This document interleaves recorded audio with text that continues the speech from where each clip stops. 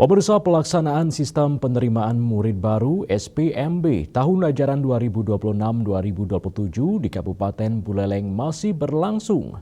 Meski terdapat penyesuaian jadwal pada beberapa tahapan, Dinas Pendidikan, Pemuda dan Olahraga Buleleng memastikan proses penerimaan siswa baru berjalan lancar tanpa kendala teknis. Selain sarana dan prasarana, sekolah juga memastikan kesiapan sumber daya manusia.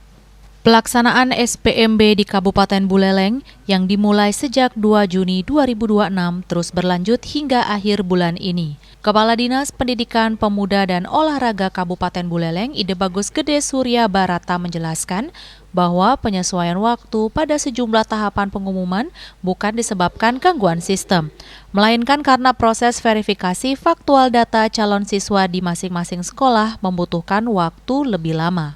Untuk jenjang SMP saat ini proses telah memasuki tahap pengumuman jalur prestasi. Selanjutnya pengumuman jalur domisili, afirmasi dan mutasi dijadwalkan berlangsung pada 29 Juni 2026. Sementara itu hasil seleksi jenjang SD telah diumumkan sejak 20 Juni lalu. Saat ini Disdikpora Buleleng mulai melakukan penyaluran siswa yang belum memperoleh sekolah tujuan agar tetap dapat tertampung pada satuan pendidikan yang masih memiliki kuota. Disdikpora mencatat jalur domisili masih menjadi pilihan terbanyak masyarakat, khususnya pada jenjang SD, sedangkan di kawasan perkotaan seperti Singaraja, jalur mutasi dan afirmasi juga cukup banyak diminati. Selain itu, tahun ini SPMB jenjang SMP mulai menerapkan tes kemampuan akademik atau TKA sebagai bagian dari jalur prestasi. Kebijakan ini menjadi instrumen baru dalam pembobotan seleksi dan dapat disesuaikan dengan kondisi masing-masing sekolah. Disdikpora juga terus mendorong pemerataan jumlah siswa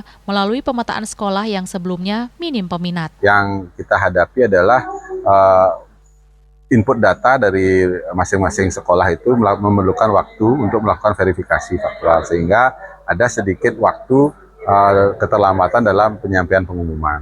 Nah, ini sudah kita sampaikan untuk tahapan SPMB jenjang SMP sudah berlangsung untuk pengumuman prestasi, dilanjutkan nanti untuk pengumuman jalur domisili dan jalur mutasi serta afirmasi ditanggung. Melalui mekanisme penyaluran siswa dan pemerataan kuota, pemerintah berharap kualitas pendidikan dan distribusi peserta didik di seluruh sekolah dapat semakin merata. Yaseri Yuli, Bali TV.